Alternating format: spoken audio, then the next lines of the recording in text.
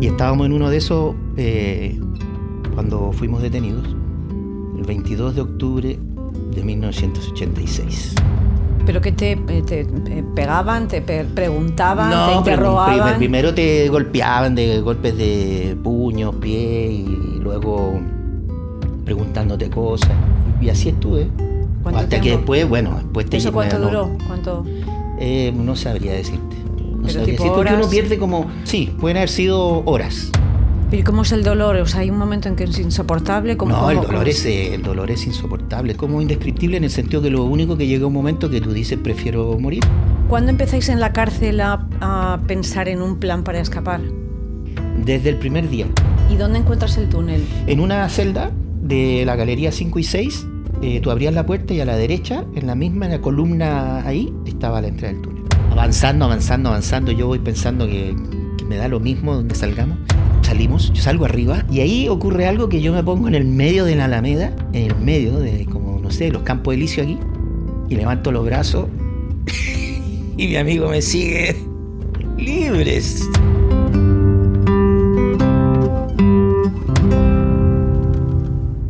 El Guerrillero, un podcast de Almudena Ariza y Yes We Cast.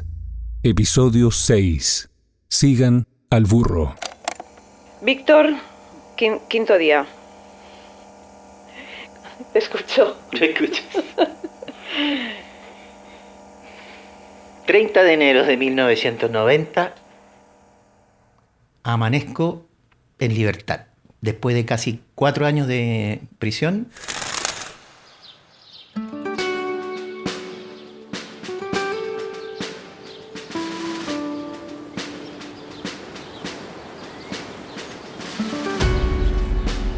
Algo que no se puede narrar, de verdad. El sentimiento de... Es decir, hay que estar privado de libertad para poder entender qué es lo que uno puede sentir cuando logra la libertad y sobre todo cuando uno no sale por la puerta ancha que llaman, sino que sales cumpliendo lo que todo preso, ya sea común, político y lo que sea que esté privado de su libertad, es el sueño de evadirse, de fugarse. ¿Y qué es lo que apetece hacer o apetece ver? ¿O qué es lo que más apetece cuando uno tiene esa sensación? ¿O qué querías hacer tú? En lo personal, la única sensación y lo único que yo quería era continuar la lucha. Pero en ese momento tendrías también un deseo personal de hacer algo, de ver a tu hijo, de ver a tu familia, de salir a correr, a eso me refiero. O sea, ¿cuáles eran tus necesidades como al margen de la organización política y de tus ideas? ¿En qué pensabas en ese momento? ¿En respirar, en salir al campo? No sé, ¿cuáles? ¿Te acuerdas de...? No, de verdad, te mentiría si en ese momento la gran preocupación era de que no... Es decir, nuestra libertad, de todos los del atentado contra Pinochet, estábamos en libertad. Y el enemigo nos buscaba, pero tú no te puedes imaginar cómo a pesar de estar ya en una pseudo-democracia, pero como empezaron... Entonces, lo único que yo no pensaba era estar cerca de mi familia, porque yo era un peligro para ellos. Lo que sí nos interesaba era estar, sí, en manos de mi otra familia, que era mi organización. O sea, volver a la clandestinidad. Y la organización tomó una determinación de sacarnos del país y no encontraron mejor solución que sacarnos como una columna guerrillera cruzando la cordillera de los Andes. Eso puede sonar muy bonito, todo de columna guerrillera y cruzar la cordillera de los Andes. Bueno, la cordillera de los Andes yo la conocía de pequeño, que siempre uno la dibujaba en el lado chileno, dibujabas dos como cerritos, el sol que salía y detrás de eso estaba Argentina. Pues bueno, la cordillera de los Andes tiene 3 cordones montañosos, en lugares llega a ser entre 100 y 150 kilómetros de ancho. La separación entre Chile y Argentina no es ese cerrito, es...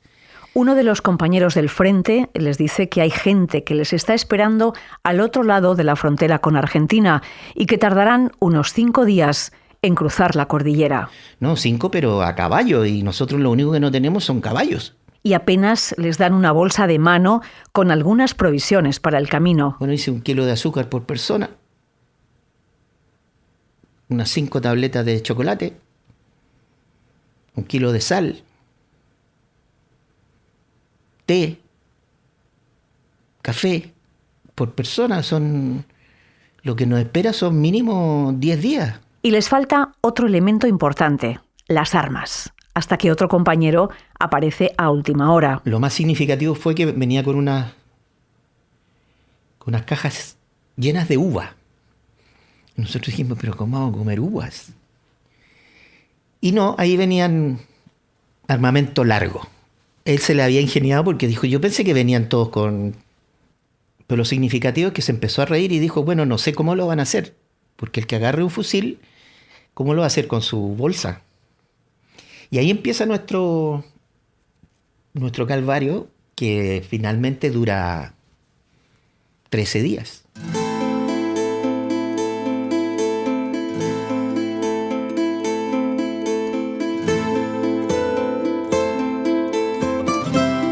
Es marzo de 1990. El grupo se enfrenta a la presencia de patrullas policiales en la zona y a un enemigo mucho más peligroso, el final del verano y la llegada del frío. El camino parece no terminar nunca. Como a la semana llegamos al punto, además lo simpático que nosotros de repente vimos y decía frontera, un monolito, un mojón que decía Chile y del otro lado decía Argentina. ¡Ah! Estamos libres. Y nuestro hermano el guía dice, sí, como en 10 kilómetros más vamos a volver a estar en Chile, porque la frontera no es recta, tiene curvas. El guía, al que el grupo llamaba el abuelo, era un viejo militante comunista que conocía la zona porque ya había huido de Chile en tiempos de Videla. Junto a él, su caballo, otros familiares con sus monturas y algunas mulas y burros que llevaban a pastar a los prados de la zona. El abuelo está preocupado porque ya van con retraso y los contactos al otro lado de la frontera no van a estar esperando eternamente. Hay que darse prisa. Y empezamos a caminar y cada vez como se notaba que íbamos cada vez por algunos lugares muy altos y mucho más frío, y de pronto eso se cerró. Cerrarse, o sea, como empezar a no ver a las 4 de la tarde todo negro, y de pronto empezó a nevar y empezó a desaparecer el camino. Y las distancias se fueron acortando en el sentido de que ya yo veía a alguien que iba a 5 metros y después cada uno nos fuimos a esperar, y llegó un momento que íbamos todos tomados de la mano. Ya no veíamos absolutamente nada, no sabíamos para dónde íbamos, nada. Y de pronto, ¡pum!, caímos. Nos despeñamos. Rodamos. ¿Todos? Todos los que por lo menos íbamos, había uno nuestro que iba a caballo, después sabemos que él iba detrás del abuelo. Detrás de ellos iba el burro, la mula, y ellos, pero los que íbamos tomados de la mano, que éramos como 6 o más. Es que lo único que sé es que yo rodé. Y empiezo a escuchar los lamentos de Milton, mi hermano, y me quebré la pierna. Pero yo, contento de verlo, me tiro encima, que estás vivo, sí, va, que empezar a buscar a los otros. ¿Y de qué altura habíais caído más o menos? 300 metros por lo menos. Yo creo que era más. Pero era inmenso y nos despeñamos. Bueno, se muere la mula. Se murió. Yo llevaba un caballo, 2 caballos, la mula, el burro. Una yegua llevaba un potrillo, y el potrillo también. O sea, se murió la mula y el potrillo. Y yo te digo que a medida que fue amaneciendo empezamos a ver que había tirado otro por allá, que había estado inconsciente un rato, y cuando logramos juntarnos,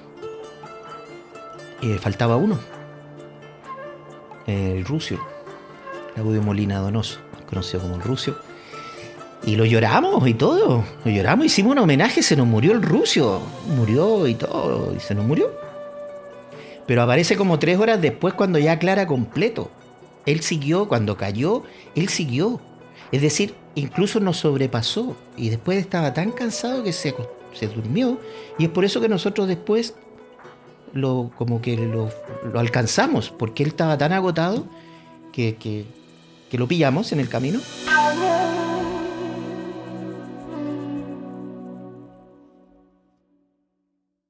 Víctor empieza a pensar que no están solos en el camino. Y no hablamos de policías, no les persiguen. Más bien, alguien les está acompañando. Porque era extraño, todos veíamos una luz. Y después supimos que esa pequeña luz era el chico que estaba en el caballo que encendía él un encendedor. Y entonces él siguió esa luz, pero una luz en la montaña, puede ser la luz a 10 metros, como puede ser a... Pues y yo estoy seguro que esa luz de un mechero, de un encendedor, no era eso. ¿Qué luz era? No me preguntes. Pero todos, después que rodamos, seguimos un poco esa luz. ¿Y cómo lo interpretas lo de la luz? No sé, ahí yo sufro grandes, porque todavía, previo a eso, es decir, la noche anterior, cuando se cerró completamente, eso se cerró, empezó a nevar, llegó un momento que el abuelo dice, vamos a acampar aquí, pero debo ser honesto que ya nos vemos. O sea, yo conozco esto como la palma de mi mano, pero yo ya no veo el sendero, hay que esperar. Y entonces yo le pregunto y le digo, ¿y cuánto habría que esperar? No sé, dice, por lo menos unos 8 meses. Y le digo, ¿qué? Sí, porque si empezó a nevar, ya nos quedamos aquí. Y yo le digo, no, mejor me dice, estoy hablando en serio, así que esto es muy serio porque hay que buscar un buen refugio. Y le digo, ¿y qué vamos a comer? La preocupación del ser humano. ¿Y qué vamos a comer? Claro. Y dice, bueno, yo creo que es el menor de mis preocupaciones. Madre mía. Entonces él prendió su fueguito, que lo prendía con una facilidad que nosotros intentamos, y pasábamos 1 hora y él lo encendía inmediatamente. Y nos cuenta una leyenda que se llama, es muy conocida sobre todo en Argentina, se llama la leyenda de la difunta Correa. Y nos cuenta la historia, dice, sí, la difunta Correa es muy milagrosa. A la difunta Correa, cuando uno le pide una manda, hay que cumplirle, porque si no la difunta Correa te va a buscar. Y nos empieza a contar, la difunta Correa era una mujer que en la guerra del Chaco, en 1800 y tanto, ella recorre el desierto a buscar a su marido y muere en el desierto, pero ella llevaba un niño, un bebé, y ella muere, pero cuando la encuentran 10, 15 días después, ya no me acuerdo la leyenda, el bebé está vivo amamantándose del cuerpo de su madre. Entonces esa era la difunta Correa, que era el milagro inicial, digamos, que su hijo está con vida cuando ella está muerta hace mucho tiempo. Y nos mira y dice, pero yo sé que ustedes, yo le digo, abuelo, está mala la cosa, porque aquí este es un club de ateos. ¿Cómo plantearle esto? ¿Cómo pedirle algo a la difunta me dice, Correa? Claro, me dice, oiga, yo se lo estoy diciendo a usted porque usted me ha dicho que usted es bautizado. Sí, le digo yo, sí, pero yo no sabía que me iban a bautizar, si no yo me hubiese negado. Entonces me dice, pero esto es muy fuerte, si usted los convence. En un rato. Bueno, es increíble porque es increíble el ser humano. 8 meses era más que la muerte asegurada. O sea, no era como decir, bueno, sí, vamos a hacer aquí los perdidos de los Andes como los uruguayos que estuvieron ahí y se comieron entre ellos. Entonces cuando empezamos con eso, entonces yo planteo y digo, bueno, aquí hay las posibilidades que se abren son hacerla de los uruguayos, pero aquí todavía no hay ningún muerto. Entonces yo digo, o tiramos una pajita cada uno y empezamos, lo matamos inmediatamente para que esté calentito, es la única forma. Entonces, no jodas, yo digo, y lo otro es pedirle una manda a la difunta Correa. ¿Quién es esa señora? Me grita uno. Si se encomiendan a la difunta Correa, va a haber que ir a ponerle una vela. Eso es todo. Bueno, hubo uno que dijo, yo las únicas velas que prendo son las de los explosivos, porque los explosivos tienen forma de vela. Nadie se rió, entonces yo dije, ya, esto va para... Esto... Yo les dije, ya fuimos una vez seminaristas, ya me puse un poco ya... Aprendimos a persinarnos, aprendimos a alabar al Señor, y yo creo que el momento de alabar a la difunta Correa, no queda otra. Hubo uno que me miró y me dijo, ¿estás hablando en serio? Sí, le dije yo soy capaz de ir a ponerle 20 velas a la difunta Correa. Y el abuelo se retiró. Yo no vi lo que hizo, de verdad. Me imagino que pues, yo no sé rezar, no. Y volvió y me dijo, está ok, me dijo. Hay que dormir porque algo va a hacer la difunta Correa. Nevaba, nos tapamos con un plástico que llevábamos. Nos tapamos. Esos son las, no sé, medianoche. Nieva como en Navidad en el Polo Norte. Nevaba. Y yo de pronto me despiertan, porque siempre había alguien que estaba de guardia. Y me despierta, debe haber sido las 3:30, 4 de la mañana. Yo me levanto el plástico y veo estrellas. Veo el cielo estrellado. Y ahí el abuelo llega, porque también él estaba durmiendo, y dice, vamos arriba. Esto es la difunta Correa, nos abrió una ventana. ¡Wow! Y todo ahí, pero... ¿Y cuál es tu lectura? ¿Tú crees que hubo un milagro de la difunta Correa? Yo creo que sí. Yo creo que sí.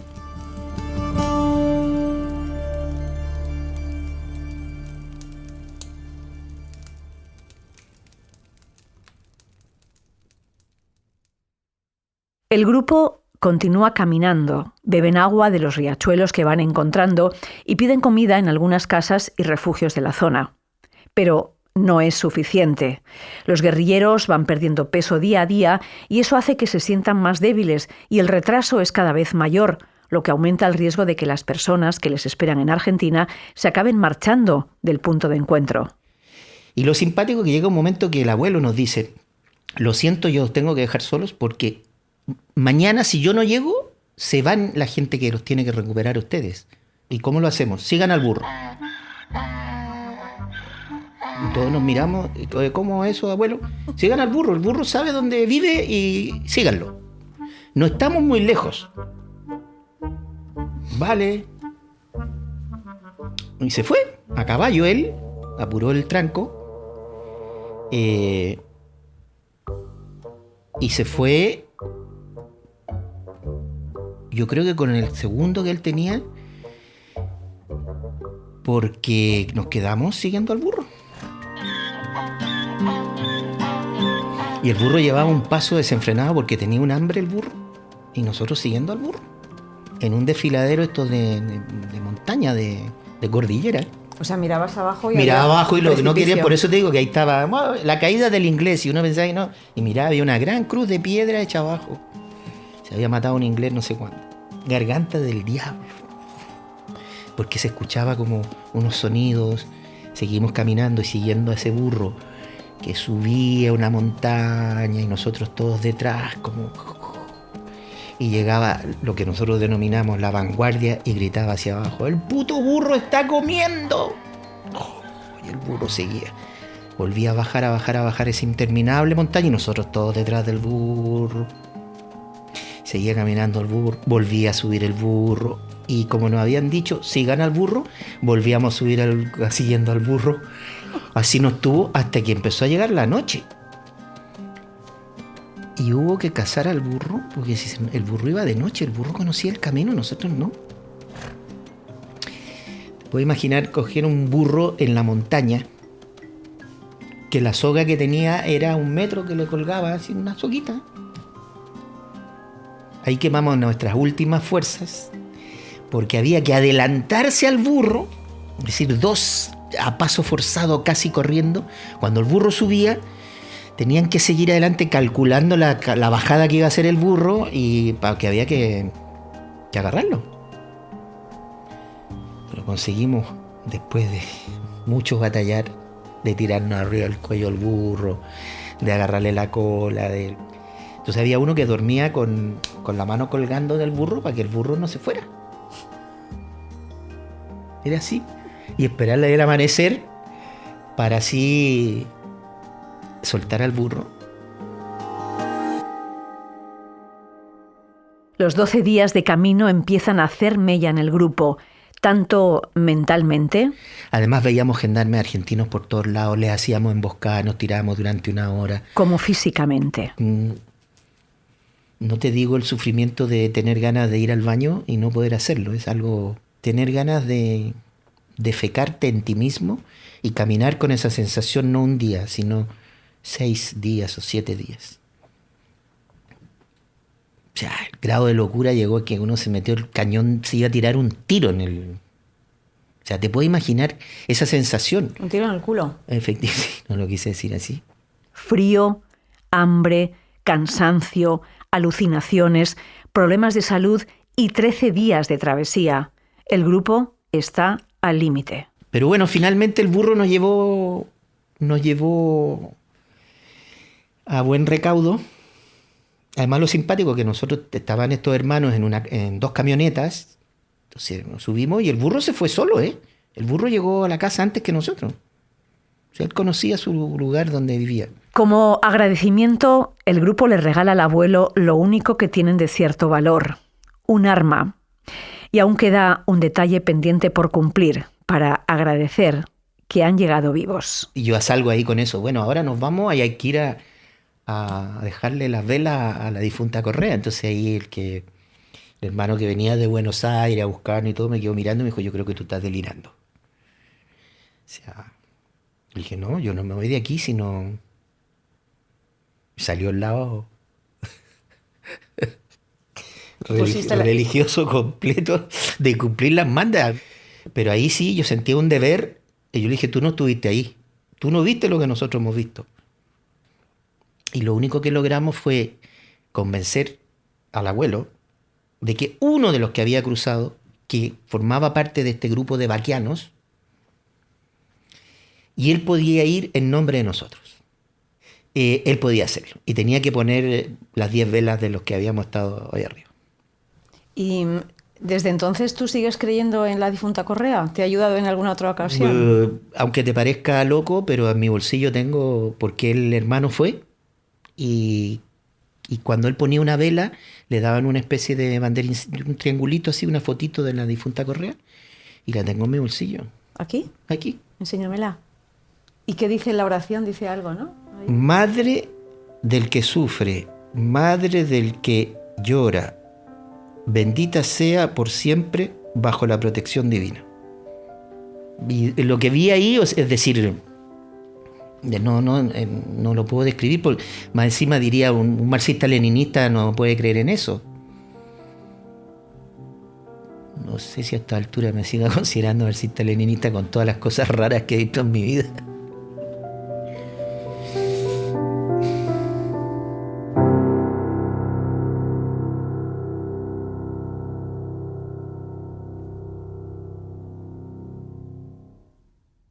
Víctor ya está en Argentina, una vez más en el exilio.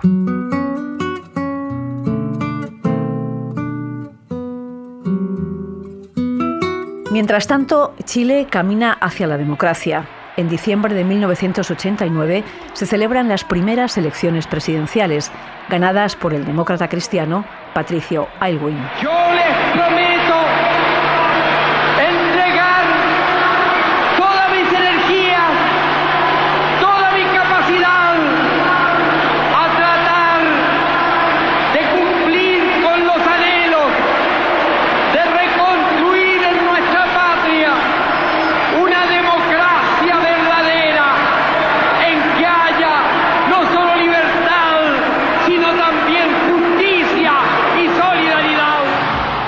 El fin de la dictadura plantea una duda existencial en el Frente Patriótico Manuel Rodríguez. ¿Tiene sentido seguir activos si Chile ya tiene un futuro democrático? Y lógico que hay una discusión política al interior de lo que es la dirección de la organización. En lo que, ingresando a Santiago, me doy cuenta que ya nos estamos moviendo solamente por lugares muy alejados de lo que es el pueblo. Y eso me empieza a crear bastante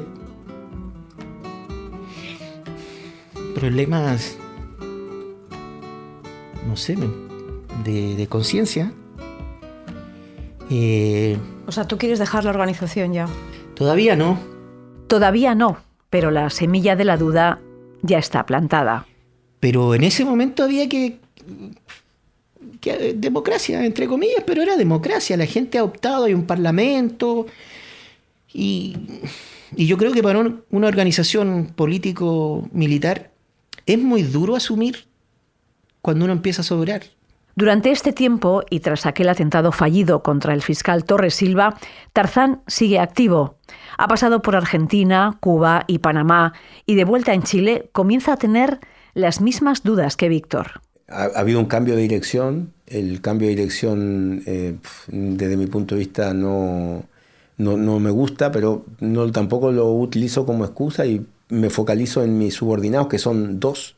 Nuestro trabajo era en el sur, a 800 kilómetros, no sé la distancia exactamente, y digamos me despido de ellos, van a la estación de autobuses para llegar al lugar, pero ellos deciden hacer una escala en medio que yo no sé por qué, por los horarios, por lo que sea, y ahí entran unos policías de paisanos, les piden la documentación y ahí se lía la marimorena. Ellos se lían a tiros con los policías, hieren un montón, se baten, pero caen, los 2 caen, me quedo sin subordinado. Y en el momento que me quedo sin subordinado y no me gusta la dirección, me voy sin avisar. Sin avisar, no digo nada. Eso, siempre he pensado eso, que cuando no tenga solución, no. Y Víctor sigue el mismo camino que Tarzán. ¿Y qué haces entonces? ¿Dejas la organización definitivamente? En julio del 92, y cuando había expectativas, producto que una de las salidas era ubicar a gente que había estado presa. Francia en ese momento estaba dando la posibilidad a la gente que se había fugado, que era el único país que quería recibir, estaba dando visas.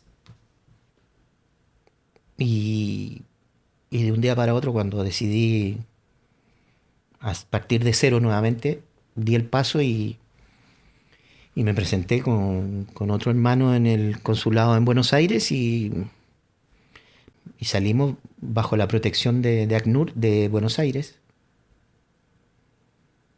Y llegamos acá el 13 de agosto del 92.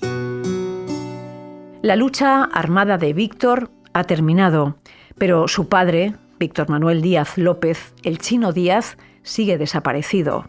No hay noticias de él desde mayo de 1976. Han pasado 16 años. ¿Y tu mamá y tus hermanas estaban, cuando tú te vienes, ellas están todavía buscando a tu padre? ¿Cómo sí, es bueno, ese... ellas nunca dejaron de buscarlo. ¿Y cuándo vuelves a saber de tu hermano? Ya cuando ha pasado, sabes que cruza la cordillera de los Andes. Eso lo pusimos, eso después nos contó él. El mayor cariño, el mayor respeto, mi hermano. Pudimos haber tenido ideológicamente esos desencuentros, pero siempre el hermano querido, que está vivo, después de tanto que luchó, ¿no? Tanto. Y cuando llegó a Francia al final, ya era como respirasteis un poco. Sí, por supuesto, claro. O sea, tú cuando te viniste todavía ellas no sabían que había sido de tu padre, ¿no? No, y mi madre muere sin saber la verdad. Mi madre muere el año 97, en julio, el 12 de julio del 97, sin saber, sin conocer la verdad. Es decir, siempre se ha sabido que existía un pacto de silencio, que luego se transformó en pacto de caballeros entre los partidos tanto de la izquierda como de la derecha tradicional, en que no se iba a juzgar a Pinochet, hicieron todas estas componendas que llevaron a esa mal llamada transición. Vamos a ser honestos, a partir del 2002-2003 crean este grupo que se llama el Departamento Quinto y que empiezan a investigar causas de derechos humanos, y estaba puesta una que se llama el caso Conferencia 1 y 2. Es el título legal que le pusieron y que es por 5 personas que caen detenidas el 4 y 5 de mayo del 76 en una casa ratonera que hizo la policía secreta. Y como mi padre, que era como el jefe de ellos, cae 6 días después o una semana después, interponen la querella y la unen. Había muchos testigos, es decir, la empezaron a investigar y empiezan a cumplir su rol este equipo de jóvenes, y empiezan a encontrar antiguos esbirros, que no tienen otro nombre, y lo empiezan a confrontar y le dicen, bueno, usted está nombrado aquí usted usaba este nombre de guerra, este era su nombre falso, y usted aparece vinculado a la detención de Mario Zamorano, que fue herido en calle Conferencia. No, todo el mundo negaba, todo el mundo, pero y usted aparece también nombrado en la detención de Víctor Manuel Díaz López, el 12 de mayo del 76. Y empiezan a presionar a algunos. Entonces de repente hay uno que cede, ya han pasado tantos años, y dice, no, pero yo no lo maté. Yo no maté al Chino Díaz. Entonces le preguntan, ¿y quién fue? Y el tipo dice, no, el que lo mató creo que se llamaba Jorge Vargas. Y resulta ser que el tal Jorge Vargas no existía Jorgelino Vargas. Y la policía lo detiene, llegan a él y le dicen, bueno, estás acusado de la muerte de Víctor Manuel Díaz López. Y el tipo cuenta que se puso como a llorar y dice, no, ¿cómo? Yo jamás hubiese podido matar a don Víctor. Y dice, pero si yo la edad que tengo, yo en esa época tenía 17 años. Y yo servía los cafés, yo barría la sangre. Yo vi cuando mataron y la particularidad de este civil, de este muchacho, es que tenía una memoria prodigiosa. Se conocía los alias, es decir, se conocían los nombres falsos con que actuaban, se conocían los nombres reales que tenían. Por eso, como él dice, yo voy a hablar todo porque no cumplieron su parte. Y más encima me están acusando de que yo soy un asesino y yo no era un asesino. Ahí lo tenemos. Es el testigo clave para conocer toda la verdad. Jorgelino, el mocito. Ese soy yo. Cuénteme. Y me he ido hasta Chile para encontrarlo y para hablar con él.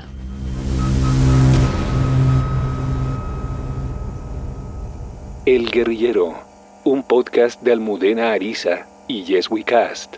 Investigación y narración, Almudena Ariza. Guión, Francisco Isusquiza.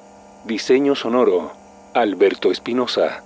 Verificación de datos, Rodolfo Ibarra.